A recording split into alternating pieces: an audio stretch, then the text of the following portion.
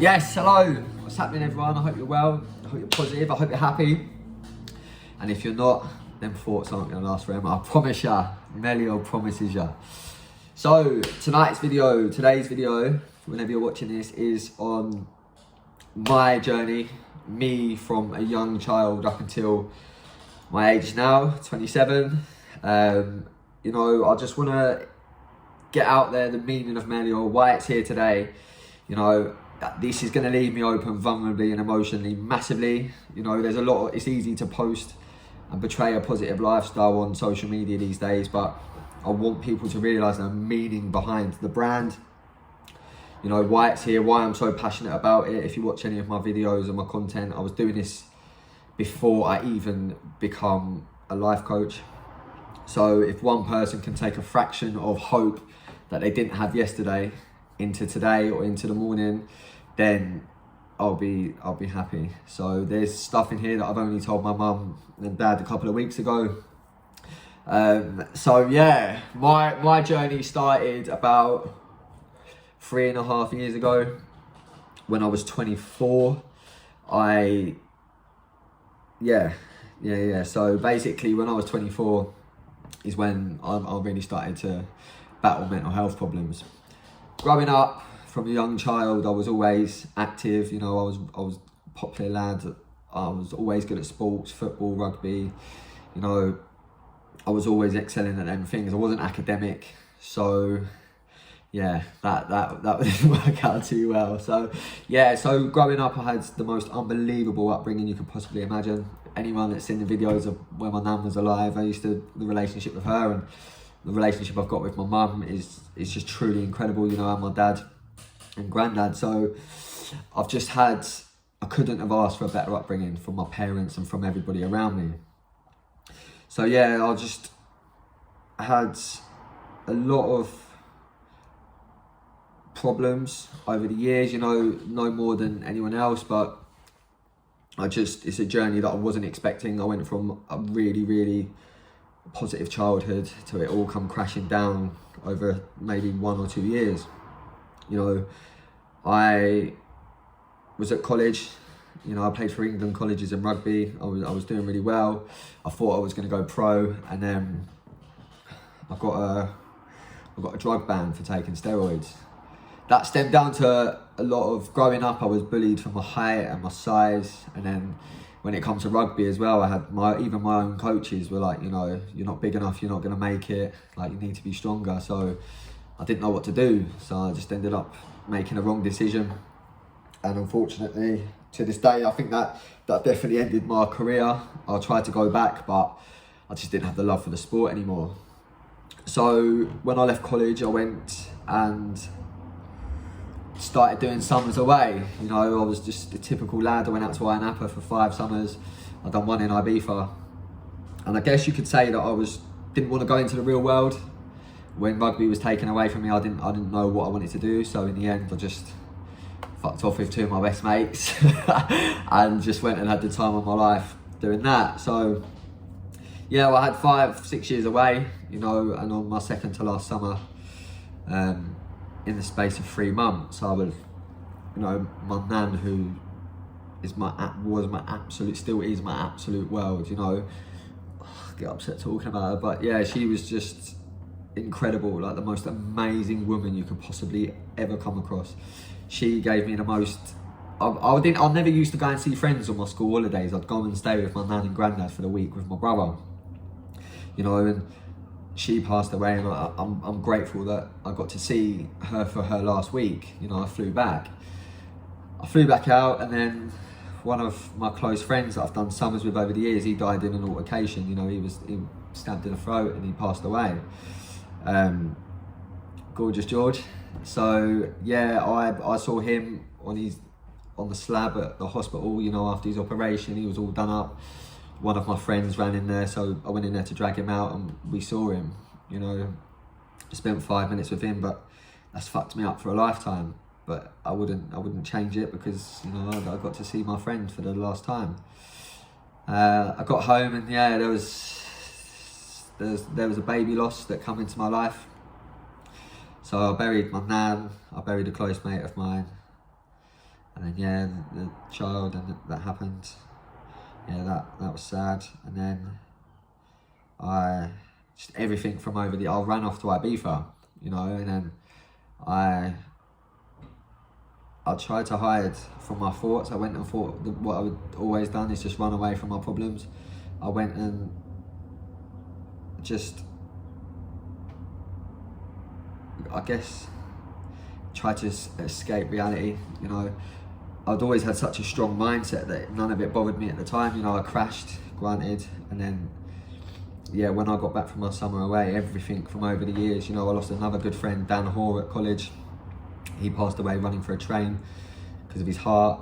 My uncle, just in the end, I just surrounded by a lot of loss. And then things from my past came into my head, you know. I only told my parents about this a couple of weeks ago, but yeah, stuff happened to me as a child, you know, a young boy that not many people should really have to go through.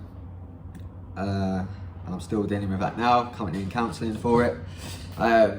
So yeah, it's been a mad journey. So then I come back from Ibiza and I crashed. I was fucked. Like imagine a summer in Ibiza anyway, and that obviously the drink and everything else that comes with it doesn't help. I was using that as an excuse, you know, to escape my thoughts. And then towards the end was horrible. Like, I was so anxious. When I got home, I couldn't even go into the gym. I'd be in there and then I'd have to leave. I couldn't even say hello to who was working on the reception. And before then, literally within 2 weeks, I was the most cockiest person you ever meet in your life. And then it all just came crashing down.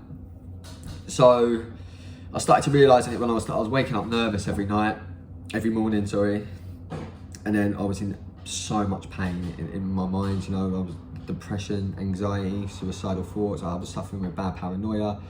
I was just fatigued. All I wanted to do was sleep all the time. And I went into my mum and dad's room, crying my eyes out, and I was just like, I'm in agony. I can't take this anymore. Every day I was waking up, staring at the back of my door, just wishing I was hanging off it.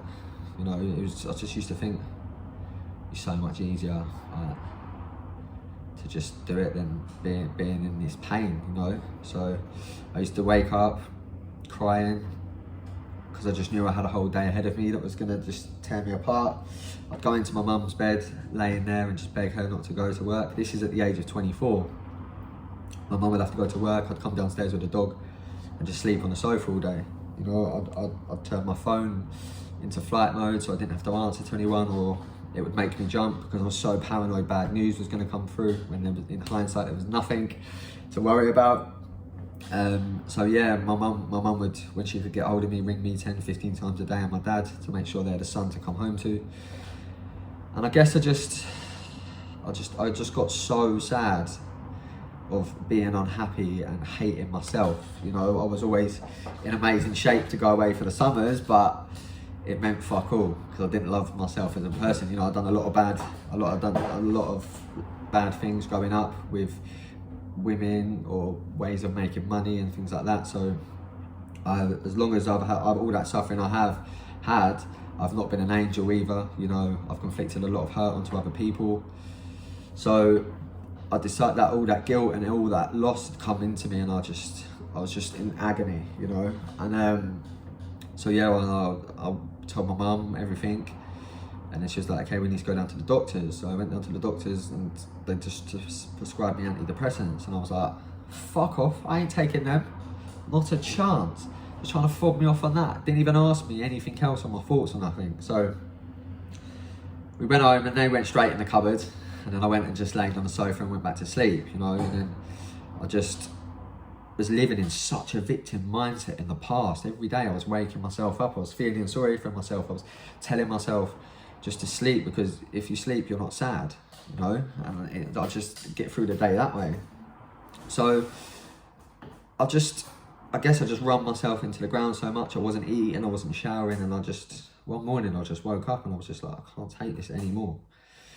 So I was going to CBT, clinical behaviour therapy, and then in the end, it weren't amazing. They gave me a trainee nurse, and I just thought, I think it helped because I could just go and offload onto a stranger. But in the end, I just started to wake up myself, and instead of being in my own thoughts, I would just put on something on YouTube. Oprah Winfrey, I've probably watched it about 500 times on The Secret. You know, I read it years and years and years before, but then I really started to just get into my head that the human potential is, there's no limit to it. So every morning I was waking up, and instead of a negative thought, I was just planting someone's voice in my head telling me I can achieve anything I set my mind to. So that's where it started. And then instead of sleeping all day, I'd sleep 4 hours, then I'd sleep 3, then I'd sleep 2, then I might have another day where I sleep the whole day. And in the end, I just become obsessed with, I was reading, you know, I was just journaling, I was just setting morning routines, and sometimes I wasn't achieving any of them. You know, I probably set my standards too high. I was doing vision boards, and I brought myself out of that, you know, because I had 2 choices. I was either going to end my life or sort my shit out. And that is it. They were the 2 choices I had. It's as simple as that. I was in too much pain to be anything else. So my best mate Jake, he would come over, pick me up, take me to the gym, drop me back home, just so I had him to go with. You know, Big Nick as well. I don't know where I would be if it wasn't for them. My friend Emily Sanderson used to drive from Worthing over to come and see me, you know, and spend a lot of time with me, so I wasn't in my own thoughts.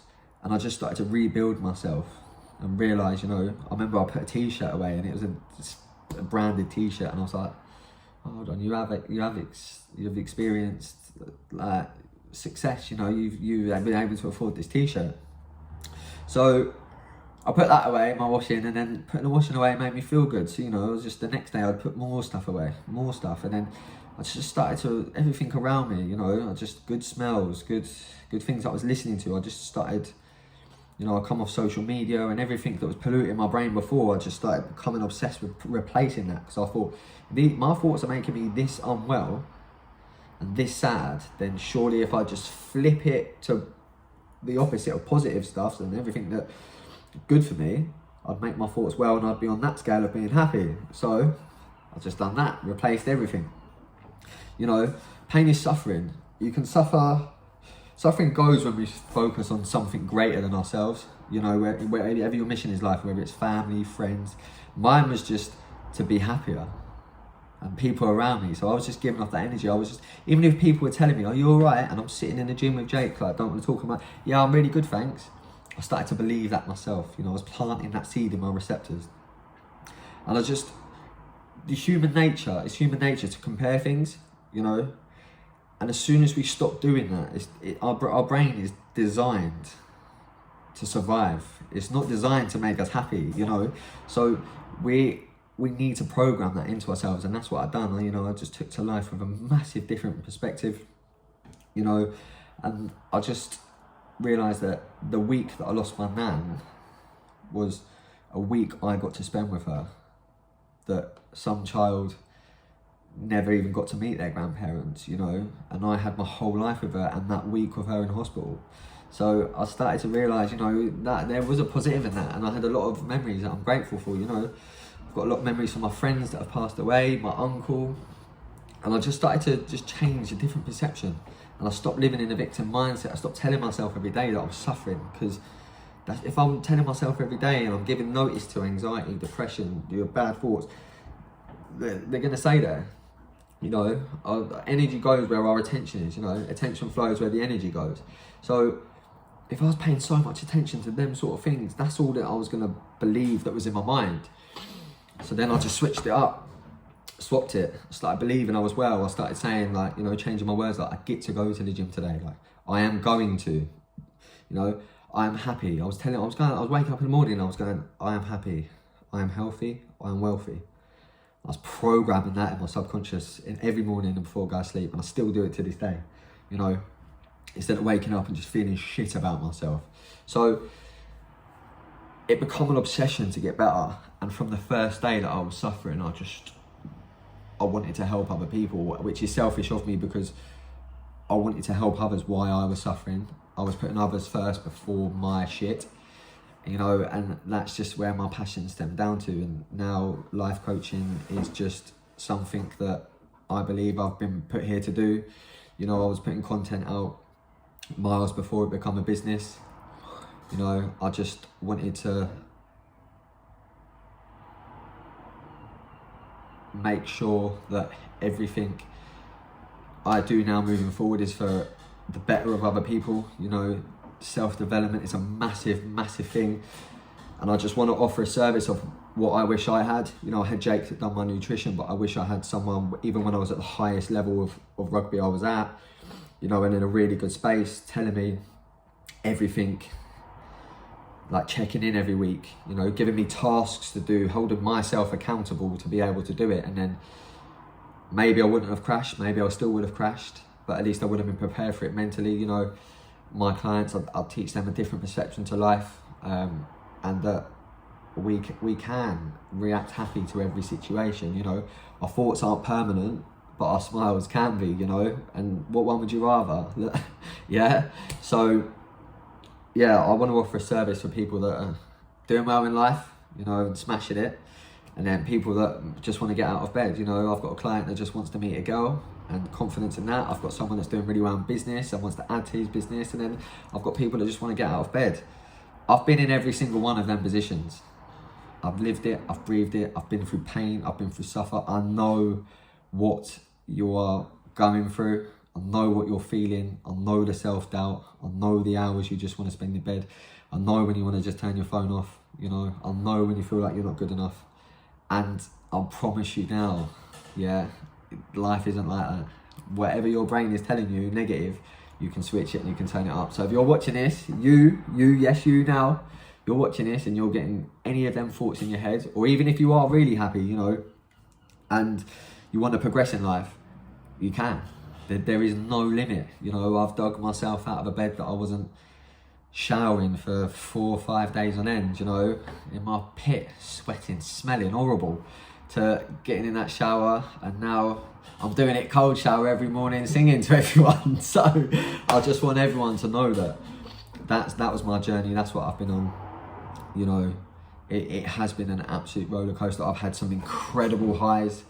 I've had some just as bad lows, but I'm still grateful for every single one of them. You know, when I was suffering in Cyprus, my friends, Ben Curtis, Dan Harvey, they were just incredible. I was going off the rails and they were still there for me. You know, I wasn't coming back for days. I was drinking and everything else that comes with it.